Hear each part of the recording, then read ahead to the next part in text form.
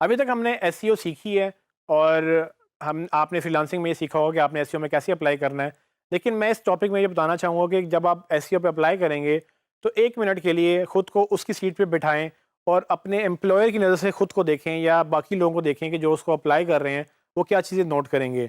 So for example मैं particular example दूँगा आपको ऑनलाइन प्लेटफ़ॉर्म के हवाले से। लेट्स सपोज़ कि मैं अपवर्क की बात करता हूँ और एक प्रोजेक्ट है एसईओ का जिस पे आपने अप्लाई किया है और आप चाह रहे हैं कि आपको वो जॉब मिल जाए और आपको मैं एम्प्लॉयर बनाता हूँ और मैं आप बन जाता हूँ और आपने मुझे जज करना है कि किस तरह से मैंने आपको जॉब भेजी है।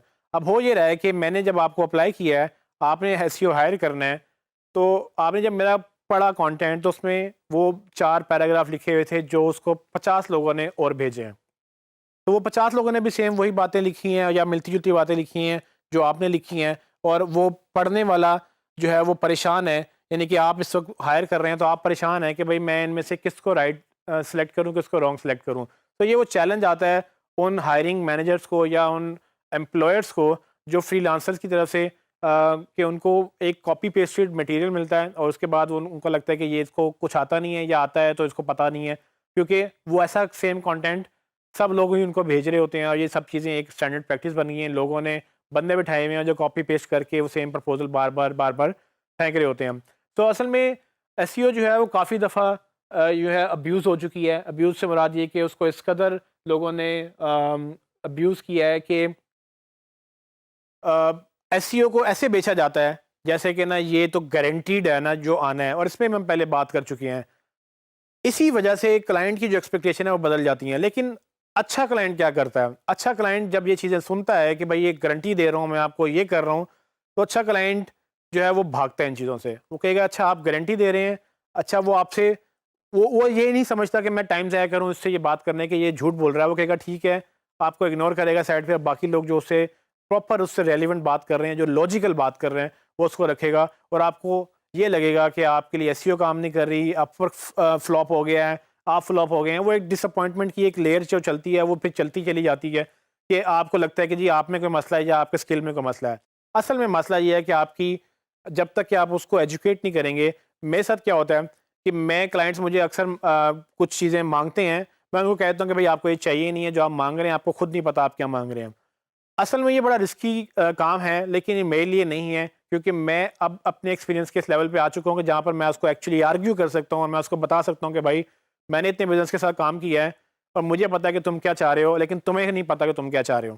ठीक है, सो ये लेवल आएगा जब आप भी एक एक्सपर्ट लेवल पे आएंगे, जब आप भी 4-5 साल 6 साल 10 साल ये काम कर लेंगे कि आपको देख के पता चल जाएगा कि इसकी नीड क्या है और उसका सोल्यूशन क्या है। और ये बड़ा मुश्किल काम नहीं होता। लेकिन इससे फ़ायदा क्या होता है?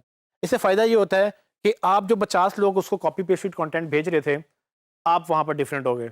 उसने कहा कि यार 50 लोग ये वो हैं, जो एक सेम कंटेंट भेज रहे हैं, लेकिन ये बंदा वो है जिसने मुझसे ये बात की है और वहाँ पर वो आप उसको यूनिक लगेंगे और उसको लगेगा कि ये बंदा ठीक बात कर रहा है क्योंकि इसने एक्चुअली मेरे मेरे फ़ायदे की बात की है, इवन दो कि मेरे से डिसएग्री कर रहा है।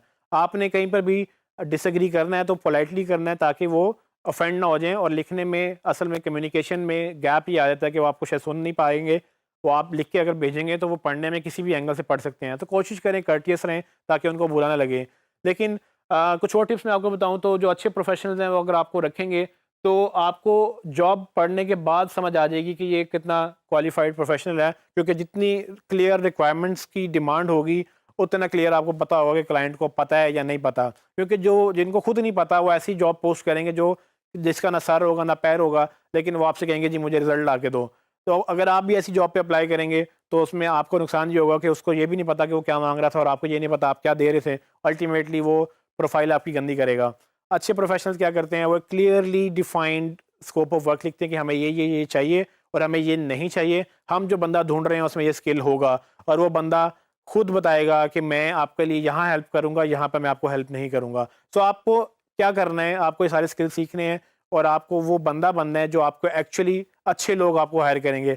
एक दफ़ा मैंने पहले भी ज़िक्र किया था कि अगर आप खुद मीडियोकर सर्विसेज़ देंगे तो आपको क्लाइंट भी मीडियोकर मिलेंगे क्योंकि वहीं पर आपका मैच बनेगा। अगर आप एथिकल सर्विसेज़ देना शुरू करेंगे, मीडियोकर क्लाइंट आपसे भागना शुरू कर देंगे, जो बचेंगे वो एथिकल क्लाइंट्स होंगे और आपको जब एक अच्छा क्लाइंट मिल जाएगा तो आपके वो ज़िंदगी सँवार सकता है। क्योंकि मेरे कुछ क्लाइंट्स हैं जो मेरे साथ 7-8 साल से काम कर रहे हैं और उन 7-8 सालों में मैं उनसे इतना बिजनेस कर चुका हूँ जबकि मैंने ओवरऑल दूसरों से इकट्ठे मिला के भी नहीं किया। तो एक अच्छा क्लाइंट अगर आपको मिल जाए वो इनफ है। अगर वो आपको इतना बिजनेस दे दे तो आपको 10 कंपनियों के साथ काम करने की ज़रूरत नहीं है। सो आपने ये अंडरस्टैंड करना है कि जब आपको लोग हायर कर रहे हैं, आपने आपने उसको कैसे जवाब देना है। पहले ज़रा उसके एंगल से सोच लें कि वो कहाँ बैठा है, वो क्या मांग रहा है आपसे, वो क्या एक्सपेक्ट कर रहा है। जब आपको ये समझ आ जाएगी तब आप उसको क्या कहते हैं वो चीज़ें प्रोवाइड करेंगे, तब वो कनेक्ट हो जाएगा। यहाँ तक कि गूगल ने अपनी एक हेल्प सेक्शन पूरा एक डेवलप किया है जिसमें उसने बाकायदा टिप्स लिखी हैं कि आपने अगर किसी एसईओ को हायर करना है तो कैसे करना है। और उन टिप्स में जो एक बड़ी इंटरेस्टिंग टिप है वो ये कि no one can guarantee a number 1 ranking on Google. Google ये खुद कह रहा है अपने हेल्प आर्टिकल में कि कोई भी नंबर 1 रैंकिंग नहीं दे सकता। ये मैंने आपको एक और टॉपिक में भी बात कही थी, इसमें मैंने आपको लिंक भी प्रोवाइड किया है, आप इस लिंक पे जाएं। ये लिंक अगर आपको कोई ऐसा बंदा आता है जो कहे कि जी मुझे नंबर 1 गारंटी दो, नहीं तो वो बंदा दे रहा है या मैं हम तो ऐसे ही करते हैं या हमें तो ऐसे ही चाहिए, उनको आप ये लिंक दे सकते हैं कि भाई आप ठीक कह रहे होंगे लेकिन गूगल के मुताबिक गूगल भी ये कह रहा है कि कोई गारंटी नहीं दे सकता। मुझे बताएं कि मैं आपको कैसे गारंटी दे दूं, या जो बंदा आपको गारंटी दे रहा है वो कैसे दे रहा है, उससे पूछें भाई कि गूगल ये जो कह रहा है ये क्यों कह रहा है। तो एक चीज़ ये बड़ी इंपॉर्टेंट है। उसके बाद एक और उन्होंने बोला है कि एसईओ फर्म्स और जो एजेंसी से उनकी जो ईमेलें आती हैं आउट ऑफ द ब्लू, अक्सर क्लाइंट्स को क्या होता है कि जी रोज़ाना 15-20 अगर आपका भी ईमेल कहीं वेबसाइट पे लगा हुआ है तो आपको भी 15-20 रोज़ाना की ईमेलें आ रही होंगी कि वो कहेंगे जी आपकी वेबसाइट तो बड़ी अच्छी है लेकिन इसमें ये मसले हैं, हम आपकी वेबसाइट ठीक कर देंगे। और नीचे एक प्रपोजल होता है, उसमें काफ़ी डिटेल्स लिखी हुई होती हैं और एक पीडीएफ अटैच होती है जिसमें उनकी प्रोफाइल होती है। ये सब चीज़ें जो हैं ये सबके साथ हो रही होती हैं। वो स्पैम ईमेल भेजते हैं, मैस ईमेल करते हैं और वो सबको स्पैम जा रहा होता है। इस तरह से कोई क्लाइंट ख़राब होगा तो ही फंसेगा। अच्छा क्लाइंट कभी भी ऐसे लोगों को हायर नहीं करता। गूगल इंटरेस्टिंगली इस आर्टिकल पे जब आप जाके पढ़ेंगे तो गूगल इंटरेस्टिंगली एग्जांपल देता है कि कहता है हमें भी लोग आके ये कहते हैं कि गूगल नीचे जा रहा है तो हम आपको गूगल की वेबसाइट अच्छी करके ऊपर रैंक करा देंगे। तो इमेजिन करें आयरनी कि स्पैमिंग किस हद तक चल रही है। और इसीलिए मैं कहता हूँ कि ये अब्यूज़ किया गया वर्ड। तो आपने अगर इस डायस्पोरा से बाहर निकलना है, यानी कि आपने इस कम्युनिटी से बाहर निकलना है कि आपको लोग घटिया ना समझें, आपने एथिकल जाना है। आप उनसे कहें कि ये चीज़ें गलत हैं, जो गलत हैं वो गलत हैं, हम ये ना देते हैं, ना हम ये करते हैं, ना हम एंडोर्स करते हैं, ये चीज़ें ठीक हैं और हम यही करेंगे। इससे क्या होगा कि आप एक उस कम्युनिटी में आ जाएंगे जहाँ पर आप इस कचरे से बाहर आ जाएंगे और ये लोग जो मार्केट ख़राब कर रहे हैं ये लोग उनके लिए ठीक हैं जो गलत एक्सपेक्टेशंस रखते हैं और ये गलत एक्सपेक्टेशन उनकी पूरी भी हो जाती हैं और बाद में वो एक दूसरे की प्रोफाइल ख़राब करते हैं। आई डोंट नो मसले होते हैं। अगर आप क्लाइंट को सीरियसली ऑनेस्टली ये बता दें क्या हो सकता है, क्या नहीं हो सकता, किस तरह की एक्सपेक्टेशन होगी, क्या हम देंगे, क्या नहीं देंगे। एसईओ जादू नहीं है, एक एफर्ट है, एक पूरा प्रोसेस है। तब जाकर जो है क्लाइंट भी समझेगा। और अगर अच्छा क्लाइंट होगा ऑलरेडी, उसको पता होगा कि आप ये जवाब जो दे रहे हैं वो ठीक दे रहे हैं, वो उन लोगों से भागना चाह रहा है जो उनको वादे कर रहे हैं कि भाई हमें 3 महीने 6 महीने का कॉन्ट्रैक्ट दे दो, हम तुम्हें ऊपर ले आएंगे। ये जो चीज़ें हैं ये एक्चुअली वैलिड नहीं हैं, तो वो आपको प्रेफर करेगा उनके ऊपर और आपकी मार्केट ऑटोमेटिकली बन जाएगी।